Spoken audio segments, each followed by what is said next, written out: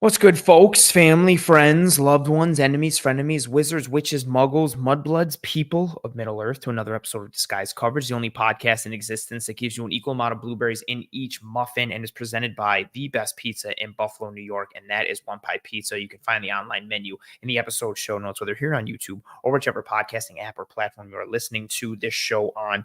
In tonight's episode of Disguise Coverage, a little bit of a different feel for this one, normally on Tuesday nights at 9 p.m. Eastern, but this one is on Wednesday, October 25th, 9 p.m. Eastern. Had a bit of some complications from a life standpoint, nothing negative, but just had to rejig the schedule a little bit. And then Greg and Aaron, who normally occupy this time slot, they went earlier and went last night with the game being on a Thursday and all these kind of moving chess pieces. So lo and behold, I am here in the Wednesday 9 o'clock slot. Will not be what you get from me regularly going forward. I'll be back to the Tuesday at 9 p.m. next week. And then also within that, in tonight's episode, normally we break down a multitude of matchups, have a guest, go into a lot of details. I really wanted to drill down on one specific matchup piece here in this episode of Disguise Coverage, which is very matchup focused and schematic focused and X's and O's and all of that.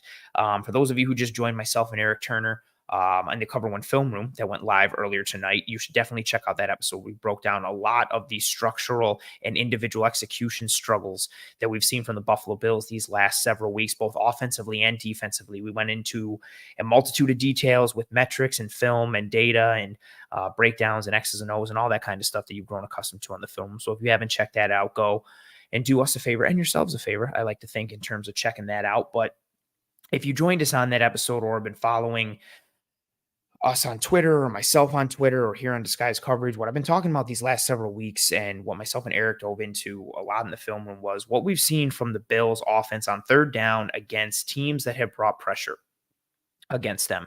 And also just realized I got toodles, folks, but it should say the intro. What a clown I am. So we've seen, really starting with the Jags, teams be able to game up the Bills and be able to affect them with pressure, especially on third downs. And it's been due to a multitude of things. One, the Bills haven't helped themselves out when it's come to third downs. They have been, really since that Jaguars game, really getting themselves into a lot of third and longs, 3rd and 8, 3rd and 7, 3rd and 9, 3rd and 10, getting into those down and distances that are disadvantageous for the offense and advantageous for the defense. Paired with that, you have had teams like the Jaguars and the Patriots who are adept at cooking up pressure packages. Oh, camera went a little blurry there. Who are adept at cooking up pressure packages in games and schemes and being able to attack your protections, to be able to snuff out hot routes and be able to create free runners and create pressure using who you are and what you do against you. Then on top of that, we've also seen some individual execution errors from Josh Allen and this offense, whether it's, offensive linemen getting beat handily or quickly from a pass protection standpoint, or Josh Allen setting the protection incorrectly, or Josh Allen having hot reads available and not taking them or hitting them even though they're there, or even sometimes he's staring them right in the face, aka Khalil Shakir, but he won't take them. There's been a multitude of reasons and pieces that have affected this Bills offense from a pressure standpoint, and especially, again, on third down. And myself and Eric dove into a multitude of pieces in relation to that earlier tonight in the film room. But I wanted to focus on that for this episode of Disguise Coverage in relation to this week's game against the Tampa Bay Buccaneers, because the Buccaneers are a blitz-happy team. I'd mentioned it the past several weeks, really starting with that Jags game when I had JP Acosta on from SB Nation in looking at that Jags defense. And that Jags defense, their defensive coordinator is Mike Caldwell. Mike Caldwell studied under the learning tree of Todd Bowles, who is the head coach of the Tampa Bay Buccaneers. So you are going to get a very attack-minded defense in general with the Buccaneers, but especially on third down. So looking at the Tampa Bay Buccaneers on this season for 2023, their blitz rate on the year as a whole, 40% blitz rate. That is the third highest in the entire NFL. If you look at their blitz rate on just third downs, 41%, which is second in the NFL. And again, that's just taking blitzes in terms of bringing 5 or more rushers. That's not taking into account simulated pressures. That's not taking into account creeper pressures. That's not taking into any of the gamesmanship that only brings 4 rushers. Well, appreciate everybody starting to come through. Appreciate you, RJ. RJ joined myself and Eric on the film room earlier, so that's a funny joke with long time no see. And What's up? Appreciate you joining. Art, appreciate you, Charles, and a ton of bricks. I always read it fast, and I'm like, I don't know how to pronounce that. I should have just read it out. What's up, Dex? Appreciate you joining and stopping by. So that blitz piece, right? The Bucs are a blitz happy team.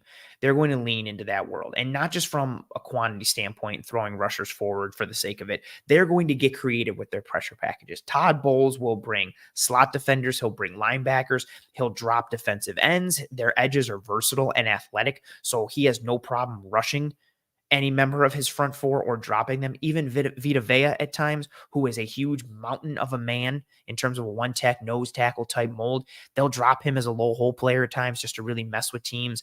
But you're going to get confusion from the Buccaneers defense. You are going to get an attack-minded philosophy when it comes to what they want to do on offense. They want to heat up the quarterback. They want to pressure the quarterback. They want to get upfield, cause havoc, create mayhem, problems for the offense. That is where the Bucs want to live. That's where the Jags like to live in their third down packages. Again, the Pats did something similar, so we're continuing to see this theme and this trend. And the reason it's the most important matchup piece for me in this game is the Bills' offense. They've been sputtering the last several weeks, and they need to get things right and course correct just for themselves in a nutshell. But also with what's going on with the Bills defense from an injury standpoint, not to give them a pass or give them an excuse, but the offense needs to start doing some more of the heavy lifting. I think when this Bills team, when healthy, offensively and defensively, they're arguably the most complete team in football. And the injuries that they've had happen have not only been a lot in terms of quantity, they've been a lot in terms of quality, and also at positions where the Bills aren't necessarily flush. And again, they're losing high quality players at premium positions. You lose a potential all-pro corner in Trey White. Again, corner being a premium position and Trey being a very good one. You lose an all-pro linebacker in Matt Milano, who was an all-pro last year.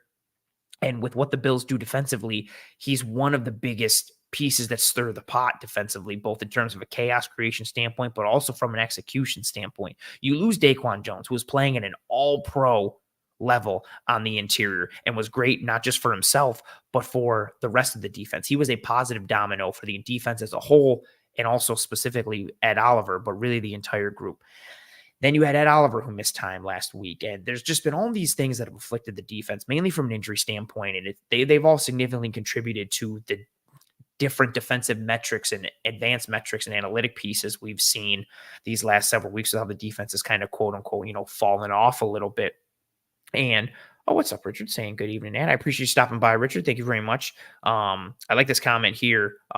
There's a difference between losing starters and losing all-pro players, and that's a huge piece that really I was trying to get towards there. Like, if you lose starters, that hurts in general. But it's not only that the Bills are losing starters; they're losing very good football players, and they're losing very good football players at extremely important positions for this team and for this defense. So they're getting hurt like 2 times, 3 times really with the injuries that they've had. So it's just a cascading effect and a domino effect from a negative standpoint. And with that, I don't want to write off the defense. I don't want to sit here and say like, okay, so we should expect the defense to give up 30 every week. But their performance against the Patriots was very concerning. The Patriots offense was not even one-dimensional. They were no-dimensional. They were one of, if not the worst passing offenses in the NFL from an advanced metric standpoint, from a point production standpoint, and even just an overall what they do, what they've been doing from a success standpoint and EPA standpoint. So weeks 1 through 6 before they played the Bills, the Patriots offense as a whole, they were 28th in success rate at 40%, and they were last in the league in EPA per play. Versus the Bills, they were second in success rate at 53.4 and third in EPA per play. So from 28th in success rate to second, a success rate of 40% to 53.4, and then 32nd in EPA per play to third in EPA per play. The Bills allowed this Patriot offense to get comfortable with the ground game. They got moved up front a bit, although I will say, and I said it on the film earlier, I think the play of the defensive front was better than I had thought after the broadcast and watching the film. Some players stood out a bit more, especially Poona Ford. He had several good reps, especially considering, what he is and who he is. But This defense, that performance against New England was very concerning, and it's reflected in the metrics for that game. It's really reflected in their metrics the past several weeks, and I don't want to completely write them off, but with their struggles against New England and the holes that they have and who they have playing and who has been thrust into seeing significant reps on this defense, this is not going to be the unit that existed the first several weeks in the season. This is not a unit that was a top 5, arguably top 3 defense week in and week out. This is a unit that's going to give up some yards. This is a unit that's going to give up some points. They're going to make some mistakes. They're going to get beaten in various ways against the run and against the pass. With all of that, I say all of that to get to this next point, which is the offense is going to start to have to carry more of the load.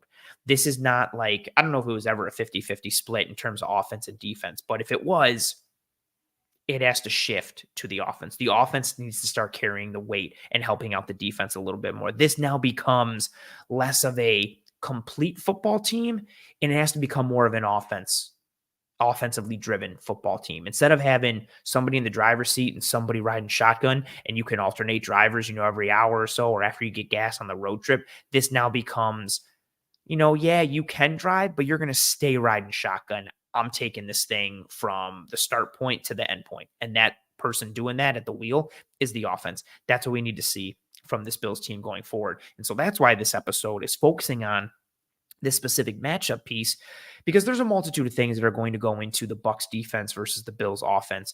But this pressure package perspective and what the Buccaneers can do really, again, is the top piece for me. So again, the Buccaneers on the year, 40% blitz rate, third highest in the NFL, 41% blitz rate on third down, which is the second highest in the NFL. And again, when I say blitz, I mean rushing 5 or more at the quarterback. So this does not take into account simulated pressures or creeper pressures or anything like that. And that's important, right? When it comes to the blitz piece, when you look at Josh Allen weeks 1 through 4 versus weeks 5 through 7. So these last 3 weeks, the Jags, the Giants, and the Pats, where he's really started to struggle. Josh Allen versus 5 or more rushers. Actually, what I should do is let me just share my screen here. So that way it's even easier to break that piece down, right? So if you're looking at my screen there, I have it queued up.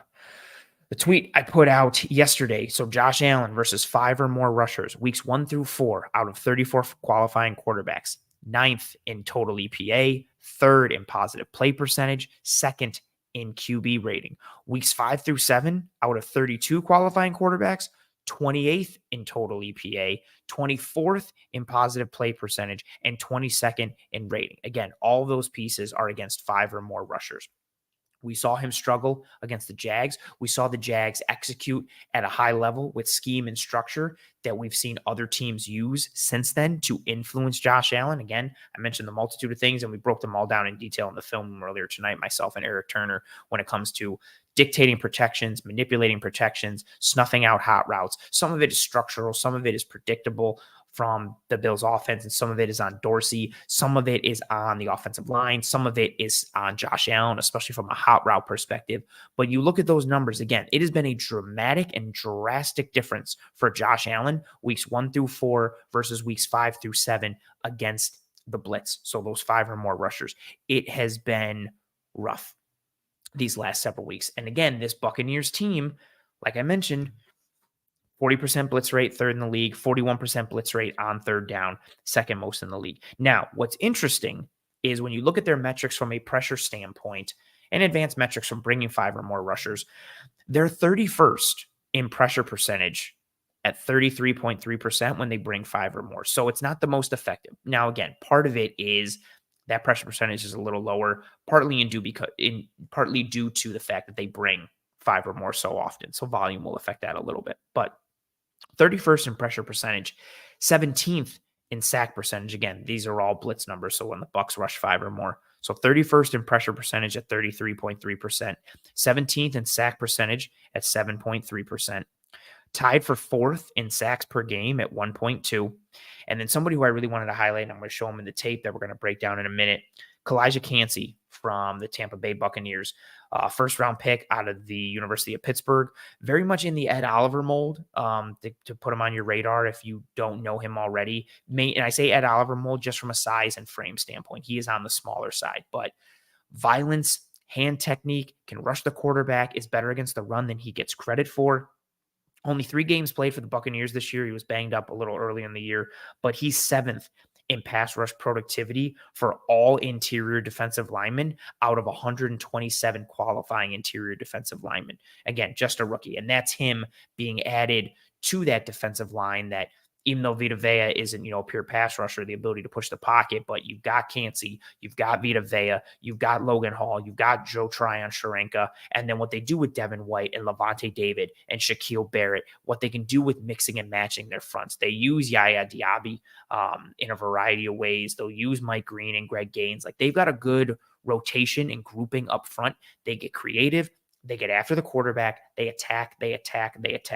That is what we're going to see from this Buccaneers defense against the Bills offense. And with that being said, I do want to bring up this piece when it comes to the film. So let us dive right into this, and I can share my screen so we can look at some of the really cool things the Tampa Bay Buccaneers do. So I picked the game against the Detroit Lions, one, because the Lions are a good football team, especially on the offensive side of the ball, even though they got absolutely thrashed by the Baltimore Ravens last week. But again, I think that says more about what the Ravens can be when they're healthy and clicking versus it meaning like the Lions are frauds. The Lions are a good football team.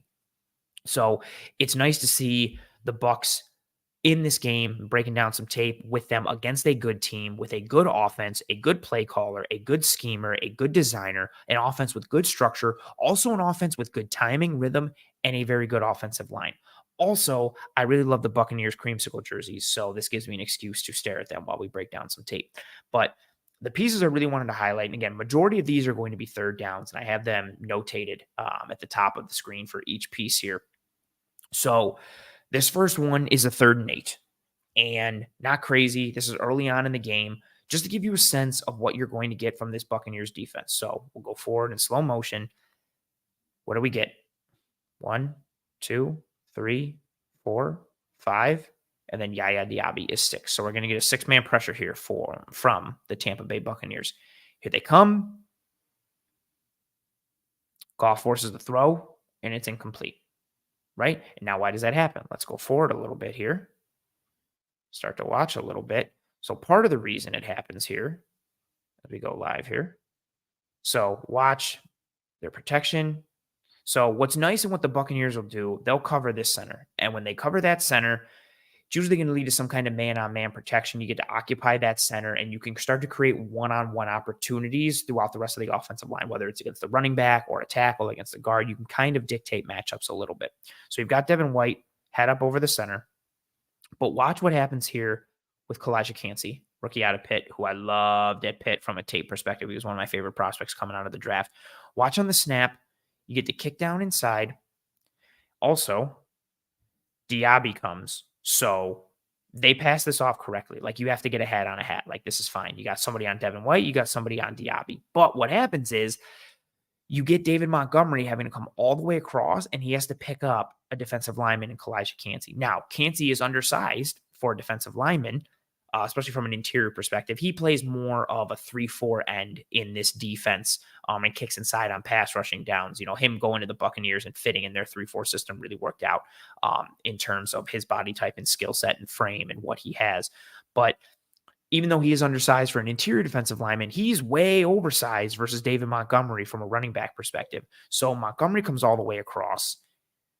Cansey just lowers the shoulder. Montgomery actually does a pretty decent job in halting him a little bit initially, but then Cansey works through. You see, he just has Montgomery off kilter, pushes him right into the lap of Goff. Goff has to throw this a little earlier than he wanted to, sails over, incomplete.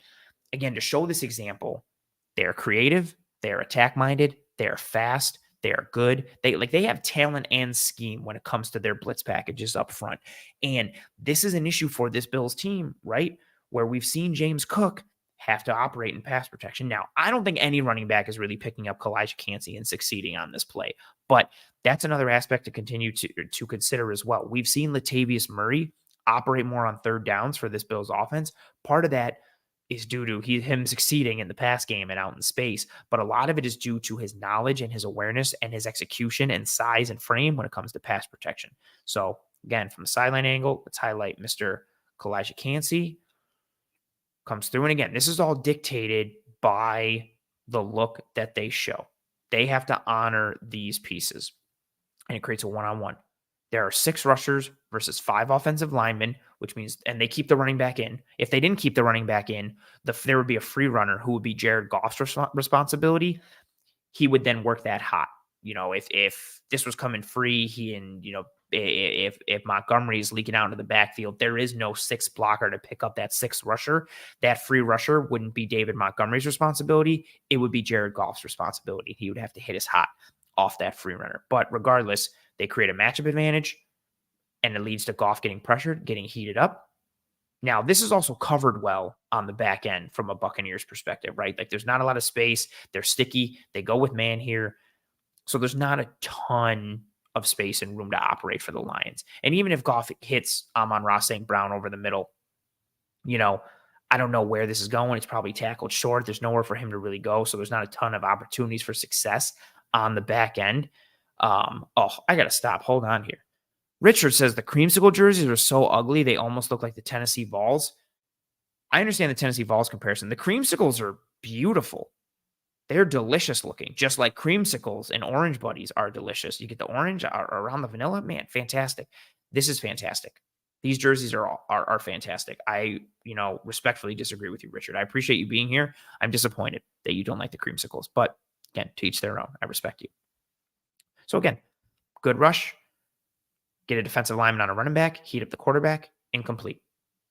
Good job for the Buccaneers. So they'll test your protection. They'll test your quarterback.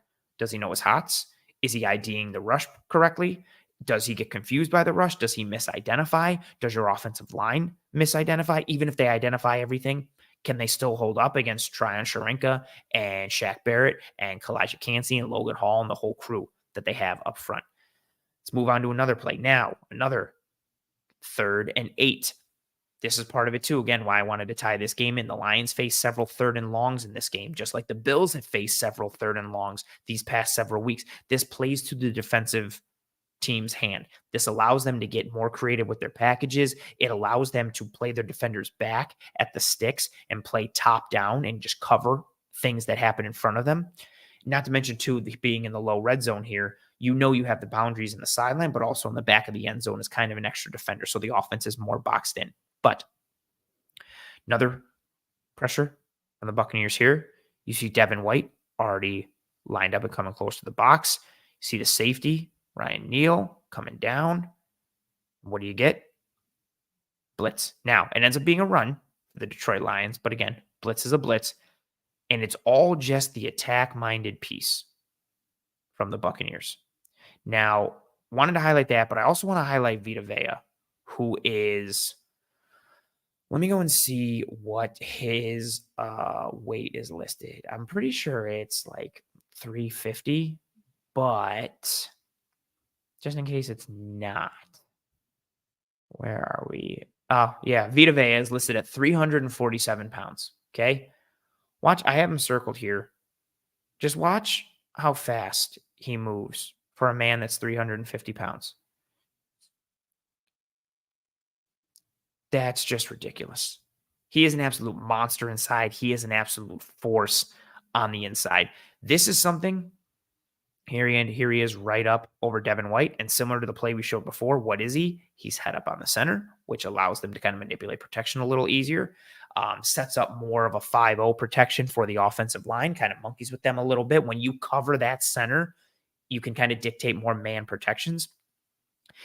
I anticipate Vita Vea doing a lot of just one-on-one with Mitch Morse. And I love Mitch Morse. I think he's one of the most athletic centers in the league. He's tremendously smart. He's great in space.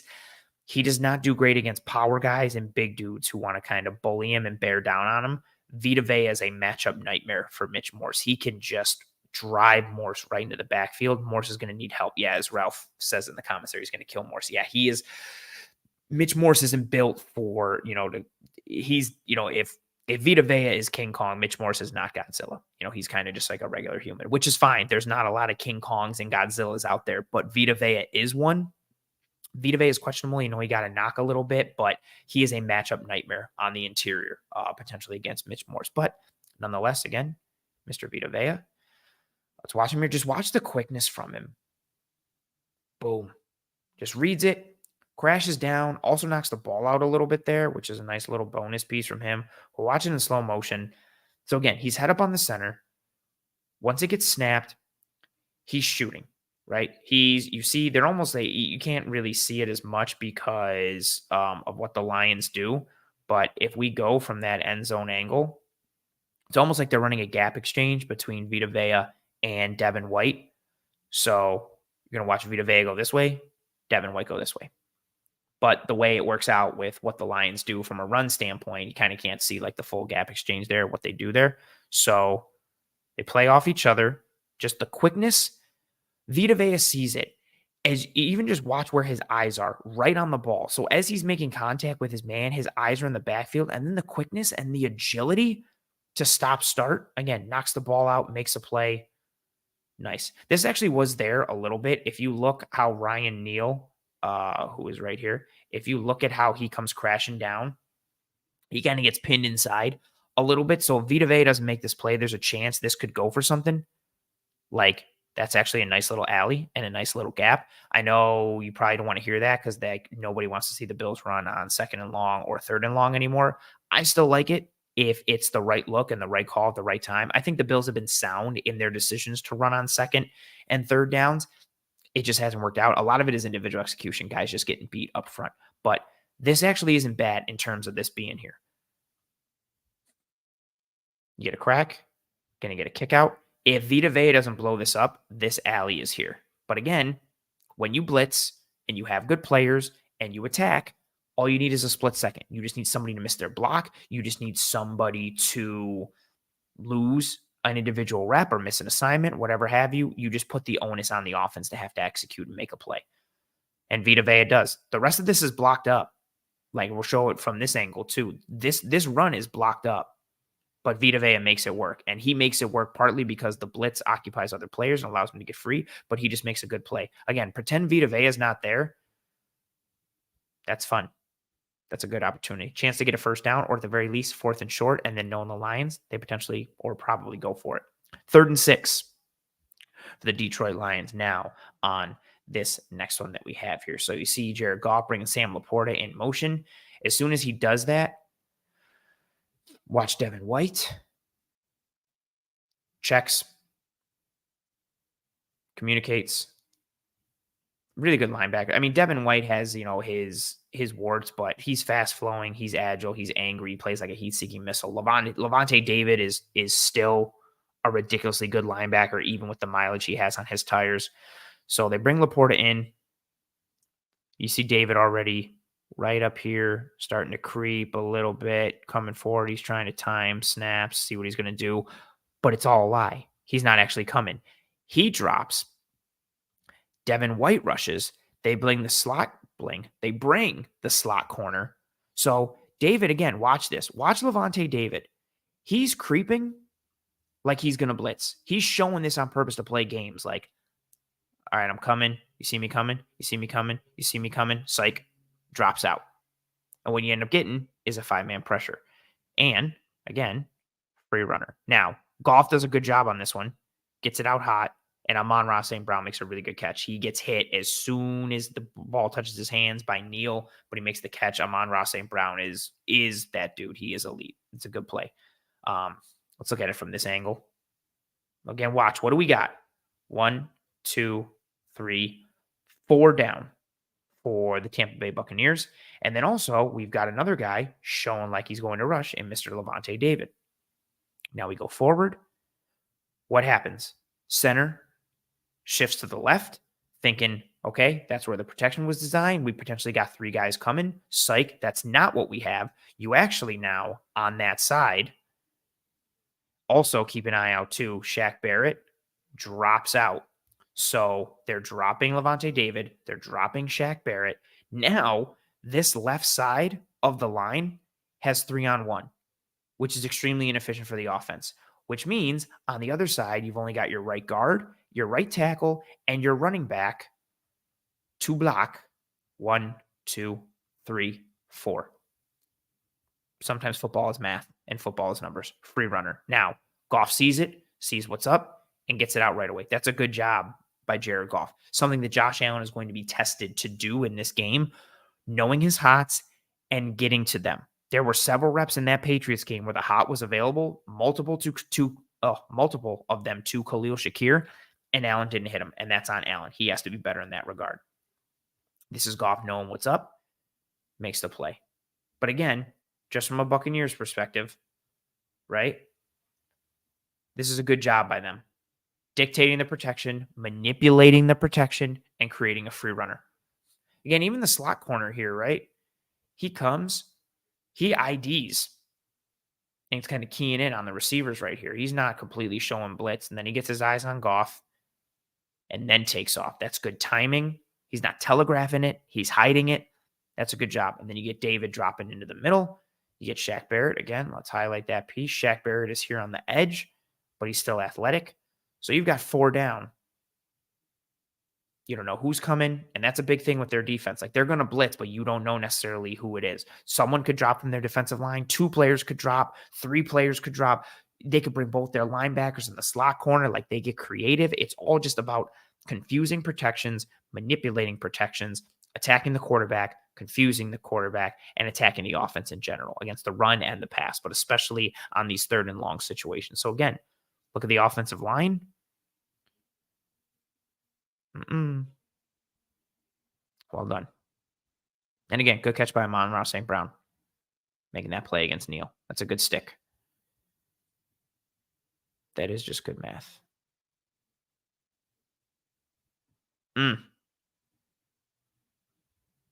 Oh, Kendall stopping by. What's up, Kendall? Kendall says, first time, long time. Sorry I'm here late. And you may have already said it. Are you concerned about Allen's ability to ID blitzes and getting the ball out hot? Tampa Bay has the 3rd highest blitz rate. Yes, Kendall, I am concerned. They do have the 3rd highest blitz rate. They also have the 2nd highest blitz rate on 3rd down. I talked about it a bit earlier in the show. Also broke it down a bunch with Eric on the film room earlier tonight. But yes, there's a lot going on with the Bills' struggles against the blitz recently. Some of it is on Dorsey for predictability and schematics. Some of it is on the offensive line from an individual execution standpoint, but there is that significant piece as well that is on Josh Allen for either setting the wrong protections, IDing the wrong rushers, or just not hitting his hots. There are multiple reps in that Pats game, and I'm sure you saw, Kendall, where guys come, like Juwan Bentley in the low red zone, he blitzes, it's 6 rushers against 5 blockers up front. That 6th rusher is Allen's man. He's hot.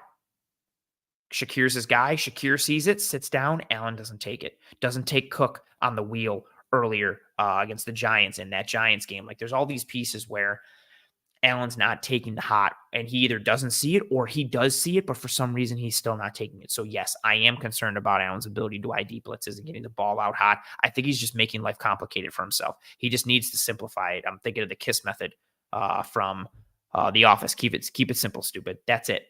It's second and 9. Cool. Hit the hot, make it 3rd and 5, 3rd and 4. Oh, it's 3rd and 9. Cool. Hit the hot, make it 4th and 3, 4th and 4. Maybe you go for it potentially. Just, he needs to keep it simple. He's doing too much. But again, I love what the Buccaneers do on defense, and I love those creamsicle jerseys. Richard, I'm really disappointed that you don't love them, but this is good. Again, the initial, I know it doesn't play out this way, but this initial piece, 3-on-1. That is horrible math for the offense and tremendous math for the defense. Now, no matter what they do, again, he's occupied by Kancey. He can't pass this off. Now, what would this is just extremely difficult. He'd have to pass him, pick him up, and then Montgomery's going to have to pick up the slot. That's just too much happening too fast. Like, that's not going to happen. So, also, Kancey does a really good job. See where that arm is? See how he's hooking? He's hooking the guard. He's dragging him inside with him. He's saying, you're not getting free because I know, right? Let's go back a little bit from the other angle. Watch Kancey rip. He's just occupying him so Devin White can cut right off his butt. They want to put this running back into conflict. So Devin White's going there. 29 is going there. They know they're creating a free runner. So Cansey just occupies 2. You literally have 4 blockers versus 2 defenders here, which is great. Good design, good execution, fast flowing, free flowing football. And again, countered by Jared Goff and Amon-Ra St. Brown. Goff makes a read, puts it on Brown. Brown makes a contested catch. Good play. Good football all around. Good chess match football between the Lions and the Buccaneers. Now, let's go to another one. Let us see 3rd and 2 here for the Tampa Bay Buccaneers. Now, what do we got? This one showing full pressure. 1, 2, 3, 4, 5 on the line. And then Mr. Devin White. And then you look at everything else across the board from a coverage standpoint. Looks like man coverage, looks like man coverage, looks like man coverage, looks like man coverage. So let's see what happens. Again, 3rd and 2. Bit of a different scenario than we've shown recently. These were all 3rd and longs before. Now we got a 3rd and 2. Goff calling it out. I'm going in slow motion right now. Snaps it. What do we get? This one kind of presents as what it was. So what do you end up getting across the board? You get man coverage across the board. Can you make a throw? Goff does. Good adjustment by Laporta. Better play by Lavonte David, who still has it. Eric said it earlier in the film room tonight. No Dawson Knox this week. You know, if you want this to be Dalton Kincaid breakout game, it's going to be tough because Lavonte David can still play. Laporta got him earlier in this game on a corner route or an out route, really shook him, leaned into him in the stem, snapped it off on the break and created separation. David got him on this one. So again, what do we got? As I keep showing you, head up on the center, be able to dictate protection, to kind of create a man protection scenario. The center can't slide if he's got to account for that man that's head up on him. So part of the advantage of, you know, using 5 down fronts or bare fronts, especially too when you also have a guy over each guard, you're able to kind of, again, this screams right now, one-on-one, one-on-one, one-on-one, one-on-one, one-on-one. And then the running back is responsible for the linebacker. So again, they game it up well, but it's gummed up. Good job by the Lions. They protect. They execute. They have a very good offensive line. This one is really just a highlight. Lavonte David. Oh, that's such a good play. I'm going to let her roll from the other angle because you get a better piece on that. Yeah, this offensive line is a very good offensive line for the Lions. Again, this is a good blitz, a good idea. Not the most complicated, but the Lions idea it. They execute. Boom, good job. Good ball from Goff. Right on Laporta. Watch Lavonte David's hands punch right through the ball and rip that out. And then David gets up and he's pumped and he knows it. So does Winfield. They got a super fun defense.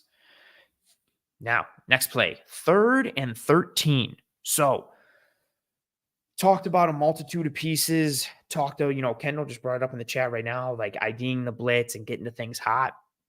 Some of the things that can also work against these defenses is hitting these quick plays and hitting your hots and hitting things underneath and relying on your playmakers to make a play with the ball in their hands. Or even if they don't make a play, that's fine. Just getting it into a more advantageous situation. So this is 3rd and 13. See what the Bucs are showing right now. 1, 2, 3, 4, 5. Maybe Lavonte David, especially seeing that he's got a man right over him. So this could present his man. This could present his man. So if you're looking at that and then you have a single high safety in the back with Winfield, this very easily could be a 1, 2, 3, 4, 5, 6-man pressure. You could have everybody come in here. So the Lions have to ID it. They have to diagnose it. Goff snaps it. David ends up dropping. So it's just a 5-man pressure. Okay, nothing crazy. 5-man pressure. The running back stayed in to block, thinking that there might be 6 coming. So right now it's 5v5. It's 1-on-1. Lions do actually a pretty good job. What does Goff do? Now, again, this is an amazing play by Amon-Ra St. Brown and then the block from Reynolds over here, which we're going to show. But just take what the defense gives you. Now, I know Jared Goff is a much different player than Josh Allen. He does not have the legs or the explosive capability in his arm either. He doesn't have that dual purpose and that dual threat. So he's going to live and die with the efficiency piece and the smart play. But this is good. What do? Even if Amon-Ra St. Brown makes this catch and gets tackled right away, cool. You set yourself up for better field goal position. Or give yourself the opportunity to go for it. Say he just cuts up field right now. Maybe he gets tackled there around the 18, right? It's 4th and 4, or maybe 4th and 3. That you definitely have an easier and more makeable field goal, but you also have the opportunity to go for it on 4th down. But what happens here. Because Goff is sudden and decisive and gets the ball out right away to his playmaker, Amon-Ra St. Brown makes a play. And then again, watch Reynolds come out of the backfield. This play just becomes tremendous. Amon-Ra St. Brown makes a play. Here comes Reynolds. Boom! On Carlton Davis. Sets Amon-Ra St. Brown free down the sideline. This is a beautiful play. I saw this live when it happened. This was awesome. I absolutely love this play. But again, it's getting the ball out. And Goff doesn't even have to like hit it necessarily right away. He still has some protection that holds up a bit. I know Tryon here gets into Decker, kind of pushes him back into the pocket a little bit. And then you are going to get this loop from Devin White, who, if Goff hangs on to it a little bit more, maybe that pressure gets there from Tryon Sharinka. Maybe Devin White loops free and is good. But Goff gets it out. Live to fight another day. Cool. Let's get it to 4th and 3 or 4th and 4. Let's have a more makeable field goal situation. Either way, it's a good decision. It's a smart decision. It's an efficient decision. And then Amon-Ra St. Brown rewards him. Now, Amon-Ra St. Brown is awesome. He's one of the best receivers in the league. So this isn't something, oh yeah, let's just replicate this and do this. But if that's Deontay Hardy and he's got the ball in his hands, or I don't know, if it's a running back coming out of the backfield and that's James Cook, you have the potential to potentially have some things happen like that if you are the Buccaneers. Or if you're the Bills against the Buccaneers. Again, I wanted to show this one because it is another blitz. They present it looking like it could be a 6-man. It ends up being a 5, but this ties into what we need to see more from Josh Allen, which is ID in these blitzes and then getting it out. Now, again, this is 3rd and 13. So it probably, if he gets tackled there, it ends up being 4th and short. I don't think Goff is making this. I don't think Goff is making this throw and this decision thinking, well, Amon-Ra St. Brown's going to house it. He's just being smart and efficient with the football. And Amon-Ra St. Brown rewards him. An awesome block downfield. But again, take your hots. Take advantage of what the defense is giving you. Be smart. Allow the explosives to come, right? Now, again, we know Josh Allen, maybe he scrambles in this area and somebody uncovers and he uncorks a throw downfield and makes an alien throw, right? There's also that side of it too. There's more than one ways to skin a cat. I hate that phrasing because I like cats and I would never want to skin a cat, but that's beside the point. End zone angle one more time. Here comes the blitz. They got it. Ball out. Just look at the timing. Look at the rhythm for Goff. Even that. They go back to that angle again. The timing, the rhythm of it. Stay on schedule from a yardage perspective, but from a timing perspective. Hits his drop, ball out. Good rhythm, good timing. Now, Josh isn't necessarily that player. He hasn't really ever been. And also, Goff has to live like this because he doesn't have the athleticism or the arm or the legs that Allen does. So, again, if Allen can do those little things and pair that with the alien unicorn nature that he has, it starts to get really fun. Now, this is a 1st and 10 situation. So our first non-3rd down of this breakdown, but I picked it because it's a known passing situation. It's 1st and 10. They are in the 2-minute drill, so it's most likely going to be a pass. So it gives the Buccaneers the opportunity to continue to lean into their blitz game and continue to get into that bag. Now, what do we see here? 4 down, 2 in an off-ball position, slot corner. Now, where I have it frozen, you can see a slot corner potentially indicating with his, with where his foot is, body language, where his head and his eyes are. You could see, hey, maybe he's going to blitz. So will he? Let's see. He is. Here he comes. Now, again, keep an eye on what do we got. Here's Shaq Barrett. Oh, that's way too big of a circle, Anthony. Here's Shaq Barrett. Cool. I showed him earlier. This is what you can do with your athletic edges in a 3-4 defense. Here we go. So watch what we get. Shaq Barrett's going to drop off. You're going to get a rush here. You're going to get a rush here. So it's 1, 2, 3, 4, 5. 5 rushers, a blitz, out of a look that presented as just a 4 down front with 2 off-ball linebackers in the box. Here come the rushers. One of them being Levante David. He comes screaming through. Your running back's got to pick him up. This is after David Montgomery left, so this is Reynolds. David just goes right through him. Heats up Goff. Now, Goff has Laporta underneath. Here's Sam Laporta. Goff has him. He has the opportunity to make this throw. He just misses. But he misses because of the blitz. Also, Laporta sits. We got to mention that piece. Watch Laporta as he comes across. I don't know if this is on him or Goff. I'm guessing because he sees the leverage of Devin White that he thinks he should sit, but Goff thinks he's going to keep going. I'm going to trust Jared Goff before I'm going to trust Sam Laporta, even though I love Sam Laporta. So I'm going to think that Laporta should have kept going here. But you can see, yeah, Laporta starts to gear down. Ball incomplete. I appreciate you, Save a Whale, Rhino running back. Yeah, you joined myself and Eric on the film room at 7. Yeah, I'm double dutying I had to move this guy's coverage from last night to tonight. I know it's going to affect viewership and so on and so forth, but had to be done. Let's go back again. End zone angle, view. Again, what do we got? 4 down, 2 off ball. These views are always nice because it shows from a box perspective. Like you can't even see the corner who's way out here, who's about to come off and blitz. But again, David, he's not even keying up this time. He's staring down into the backfield, but he's not showing anything. Barrett looks like he's rushing. Again, it's all mind games. Shaq Barrett drops out. Here comes Levante David screaming down the pike. Heats up the QB. What's also nice, too, is because you have these two, right? Look what it does to the protection from an offensive line standpoint. Okay. He slides. So we got 2 on 2. Okay, great. Now, this isn't a bad job by the right guard. He sees what Vita Vea does, and he starts to work here, but then watch him see Levante David and try to come back. But Levante David's so fast that by the time he does, he can only really get on his back shoulder, and David's able to get pressure. And then even on the other side, too, right? Tryon Sharinka, again, who has athleticism and burst and all that kind of stuff. Watch him just go through Decker. With that long arm, drives him back a little bit. And then you got David coming down the pike. Right down that A gap. It's good defense. Good scheme. Good confusion. Heat up the quarterback. Force an incompletion. This is what you're going to get. Josh Allen is going to be taxed mentally in terms of IDing these pressures and knowing his hots and hitting them.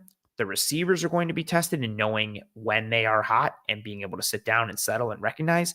The offensive line is going to be tested from an individual talent perspective because the Bucs got some dudes that play in the box and that will rush. And that's not even including Antoine Winfield Jr., who will also blitz and is fun in his own right in that regard. So they're going to test you from an individual talent standpoint. They're going to test you from a schematic standpoint. And that's all on the offensive line, the receivers, the quarterback, and they're also going to test your running back to pick up blitzes. I am not confident in James Cook picking up Levante David or Devin White on the blitz. I would like to be. I am not. Now, this next play, 2nd and 10, same 2-minute drill. This is literally the exact next play. Got an incompletion on 1st down. Now it's 2nd and 10. But what do we got again? And known passing down. So the Buccaneers are going to try and lean into that blitz. Another piece here. Ooh, tired. 4 down. 2 off-ball linebackers. Slot corner over here. So not presenting like a blitz. Looks like regular 4-man rush. What do we get on the snap? Whoop. Tryon Sharinka takes a step forward. Drops out. Levante David is going to take off. And Antoine Winfield Jr. is going to take off. So now you've got this look. He's going to blitz. He's going to blitz. He's going to drop. So you've got a 5-man rush, bringing 2 non-traditional rushers, dropping a traditional rusher, and all of that presenting out of a 4 down, 2 high look initially.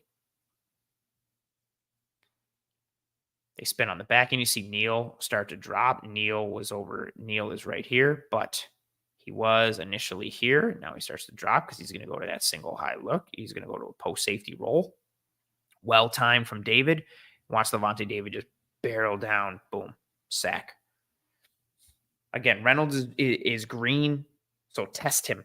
Make him stay in. Make him protect. Make him pick up these linebackers who are very good at blitzing. Watch Levante David just beeline it right for Jared Goff. Boom. So quick, so fast. The pacing, you would not think this dude is into his mid-30s playing ball, like especially with all the mileage he has on those tires. Like, just great timing.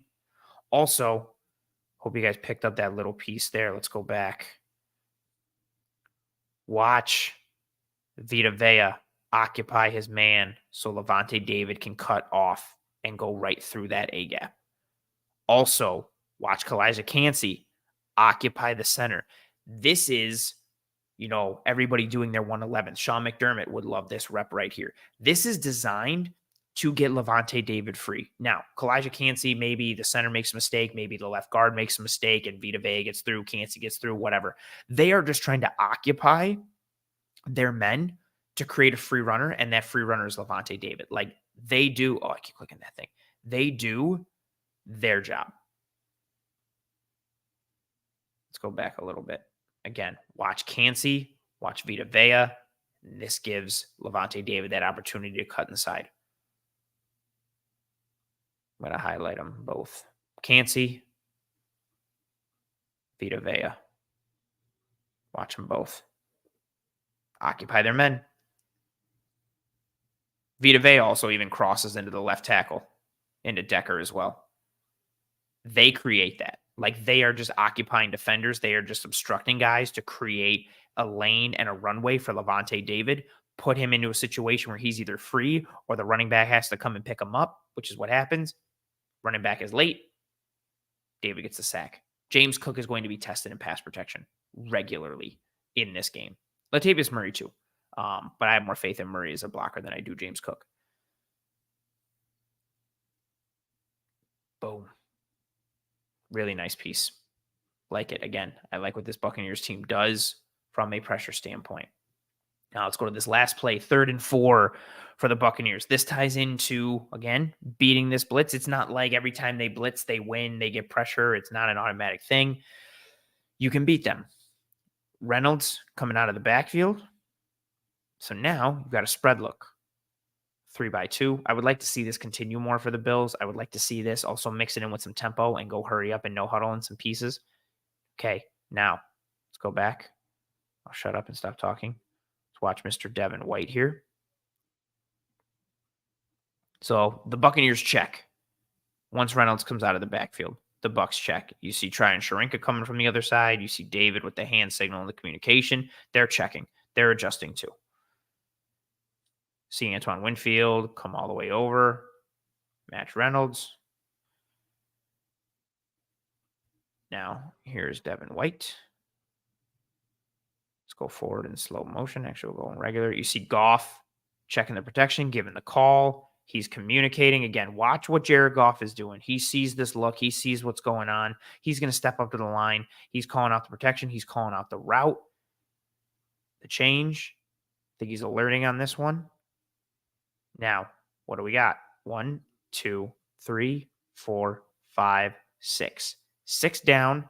And let's look what we got from a coverage perspective. This screams man coverage. Man on a man, man on a man, man on a man, man on a man, man on a man. So this presents like it is going to be a 6-man pressure with man coverage with it, right? Little cover 0 right here with what we got shown here. Nobody back here. 0 on the back end. But Goff saw this and checks. What do we get? Boom. Little tunnel screen. And what the Buccaneers do, the Buccaneers actually brought pressure. If the Bills had a screen game, I would love them to do this. I think they have a better chance at smoke screens and tunnel screens and bubble screens than they do like screens out of the backfield of running backs. So, boom. 1, 2, 3, 4, 5, 6. So they showed 6. They showed a 6-man pressure. They brought a 6-man pressure. They showed man coverage on the back end. It was man coverage. Cover 0, cover 0. That's what you got. So what they showed is what they did. But again, they show what they're going to do. They show A, they end up doing B. They show B, they do W. They love to throw everything at you. But this is a good call here from the Lions. Good adjustment. Goff hits the screen. Good blocking. Good job from Sewell getting out in space. And Reynolds gets upfield. Good for him, especially after having that awesome block earlier out in space to spring Amon-Ra St. Brown and then struggling in pass pro a little bit. Yeah, RJ, it would be cool to not have the worst screen game in the history of football. Man, look at Penny Sewell out in space. Oof. Knocks down 2 dudes.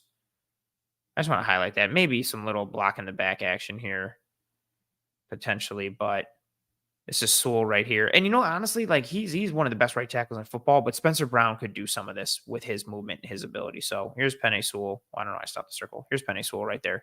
Just watch him out in space. Watch 58, that right tackle. Boom.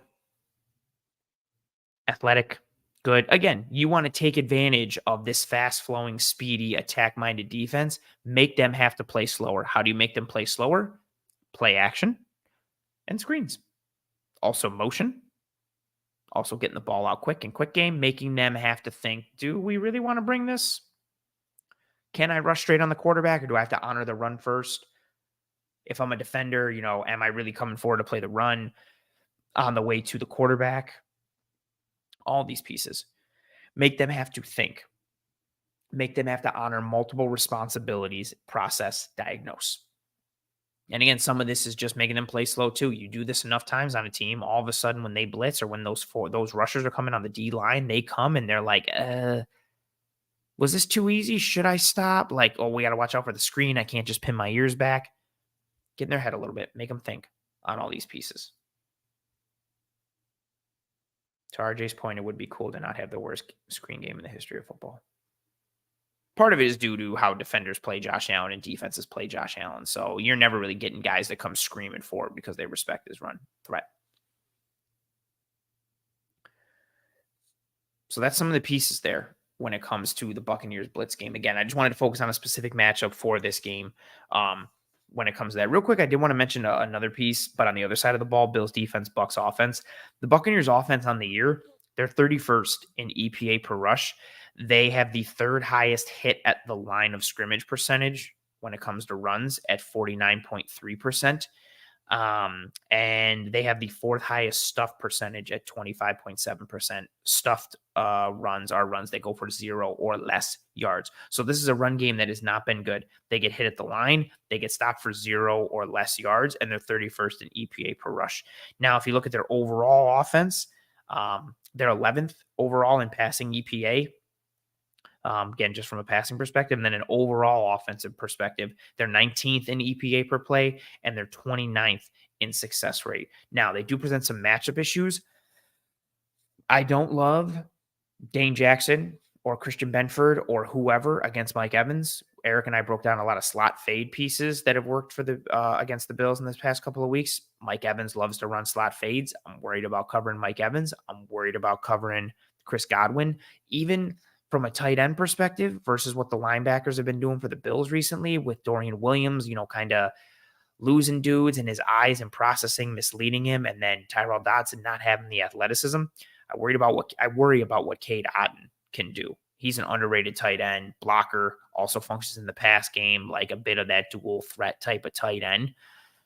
He's been cooking a little bit, and he's been reliable for Baker Mayfield. He's somebody who I like from a size and frame and skill set perspective. So the combination of Godwin and Evans and Cade Otton do potentially worry me a little bit on that side of the ball. But like I said, the biggest matchup piece in this game is going to come down to the Buccaneers defense against the Bills offense, and in particular, their pressure packages, especially on third down against what the Bills are doing offensively. The Bills have always kind of been the team that they'll go as far as Josh Allen takes them. But when healthy, they had a defense that could go toe to toe and win you some games and keep you in some games that you didn't deserve to be in.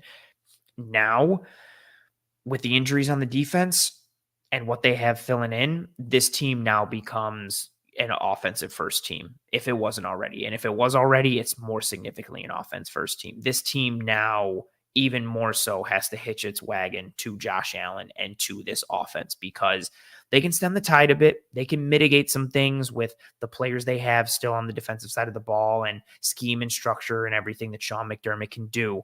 But they just don't have the firepower on defense to be that complete football team that they were earlier in the year and that they were pegged to be coming into this year. They now become a fully offense first team again, if they were not already. And if they were, you're swinging that pendulum even further. So with that being said, every week, the most important matchup is going to be the Bills offense against their opposing defense. And then some specifics within that. Granted, there will be, important pieces on the other side of the ball, like when they play the Bengals. What can the Bills defense do against Burrow and Chase and Higgins and crew? But in this one, it just lines up perfectly. Talked about it on Twitter, talked about it on the film room. Like we've seen, Kendall mentioned it here in the chat. Like we've seen this Bills passing game from whether it's Allen, whether it's Dorsey, whether it's the O-line, whether it's schematics, whether it's individual execution, whether it's basic, whether it's complex. We have seen them fail in a multitude of ways the past several weeks when it comes to facing 5 or more rushers. The numbers I gave earlier, speak to that significantly. The plays on Twitter I've broken down, the plays myself and Eric have broken down in the film room, all of those things speak to and show the struggles that the Bills offense has had these last several weeks against 5 or more rushers. And they come into a game against a team that loves the blitz and that is effective with their creativity and their pressure packages. And if the Bills get behind the sticks, if the Bills are living in 3rd and 7 plus again, man, it's a hard way to live in general. It's going to be a very hard way to live against this Buccaneers defense. They got a squad. They are good schematically. They are good from a design standpoint, and they're good from an execution standpoint. This is a group that has talent, but that's also played together for a lot these past several years. They know what to do. They know the system. They know the scheme. They know each other. They work well together. It's a really good group on that side of the ball. And add in the fact that Thursday games are always wonky and you don't have all the necessary time to heal from the past week's game and or prep. Like Thursday night games are the worst. I don't even really like watching them in general because the football really isn't great, let alone having the Bills play in one.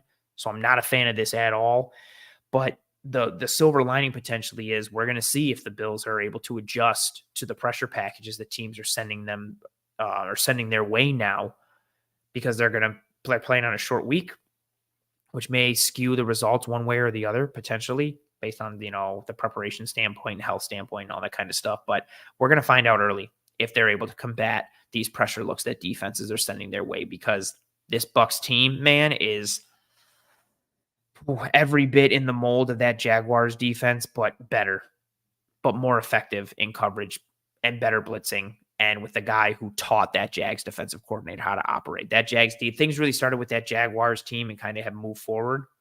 It has the potential to get really complicated and messy against this Bucs defense, given the talent they have and the scheme and style and philosophy they operate with on that side of the ball.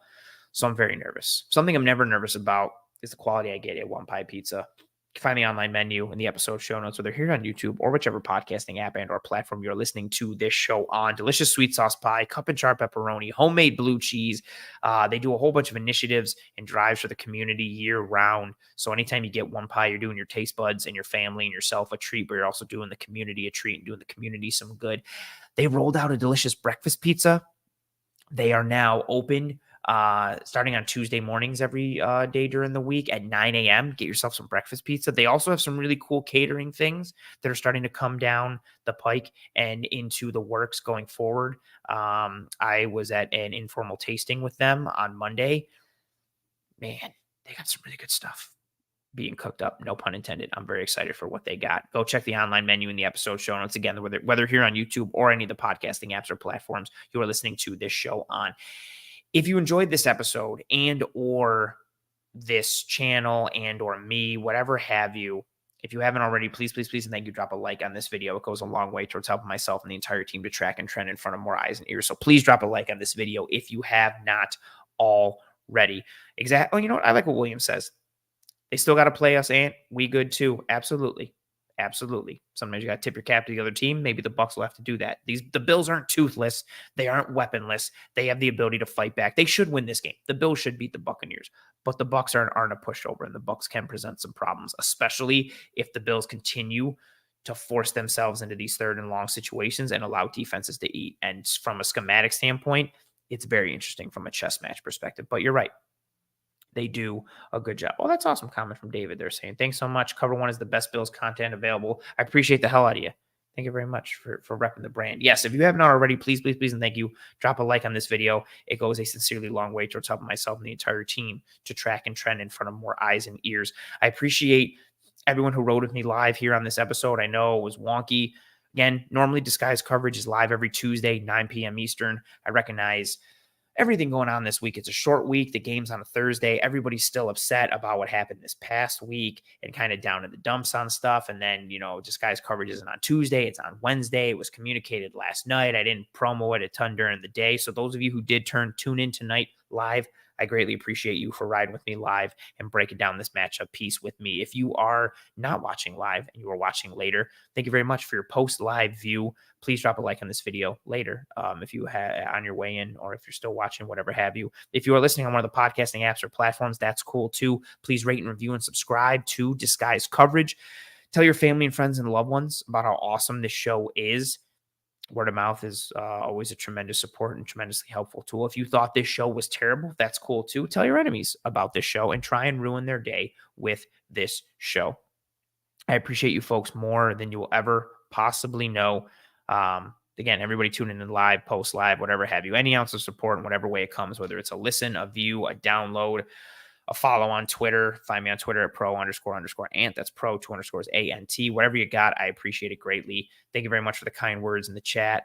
I see it. I recognize it. I appreciate the hell out of you folks for it. And that'll do it for us here on this episode of Disguise Coverage. I will be back next Tuesday. Halloween. Tuesday night, 9 p.m. Eastern for another episode of Disguise Coverage. Going into Bengals week, which is suddenly an important and challenging week for the Buffalo Bills, especially now that Burrow and that Bengals team is starting to get a little healthier, which is, of course, perfect timing to play the Buffalo Bills. Good times. I'll see you next Tuesday for another episode of Disguise Coverage, October 31st, the next episode, Tuesday, 9 p.m. Eastern. But until then, I hope you and your family and friends and loved ones are all doing well and staying safe. Be kind to one another. Take care of one another. I appreciate that comment, RJ. I'm glad you like the specific breakdown of the opponent. Yeah, maybe that's something we look towards, look towards going forward. Falling apart already. It's the back-to-back shows. Maybe that's something I look towards going forward when it comes to certain matchup pieces and breaking down aspects or incorporating into the normal Tuesday night episode. So we'll see. Appreciate that feedback. Thank you. Again, be kind to one another. Take care of one another. I will see you next Tuesday, 9 p.m. Eastern for another episode of Disguise Coverage. But until then, Godspeed. And as always,